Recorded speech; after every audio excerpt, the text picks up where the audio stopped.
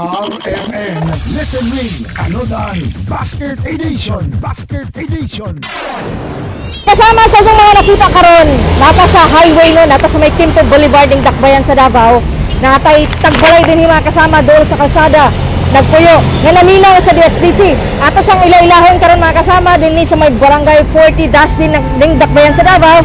Siyempre sa atong nagpadayon nga RMN Listen Win Panudan Basket Edition. Ano sir? Ang atong solid listener. May buntag, pangalan ni mo sir? Orlan Tagaro. Si Sir Orlan Tagaro, no? Dugay nakatid kami ng DXDC, sir. Yes, ma'am. Anong DXDC ang gipili ni mga paminawon?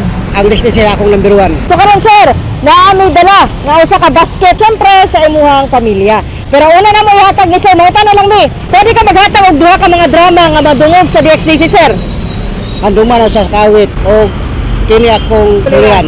Okay, kini ang akong suliran ug handumanon sa usa ka awit is correct mga kasama. Kay sakto ang imong mga tubag, sir. Madawat ka sa atong usa ka basket nga pampamahaw. Dawa pa, sir.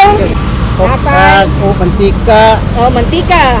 Lamas. Lamas, itlog, o nga palaya. Ang palaya. O chorizo. Okay. Sa unahon ni magluto diha, sir. Ang una-una ni itlog kasi dali maluto. Balira. Pwede lungagon, pwede prituhon, pwede scramble. So daghan kag pwede mahimo. Unsa kasulti nimo sa DXDC? Dagan rabat sa RXDC o kabong mga sulingan kita nagatungog pag-apil mo sa harong mga tagaan mo ka mga palipay sa RXDC. Basta paminaw lang kanunay sir, maabtan sa DXDC.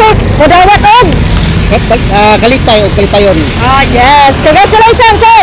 Kauban si Rajaman Joel Biray alang sa atong RMN Listen Win Panudan Basket Edition. Kini si Rajaman ay may ginita tatak RMN. RMN Listen Win Anodan Basket Edition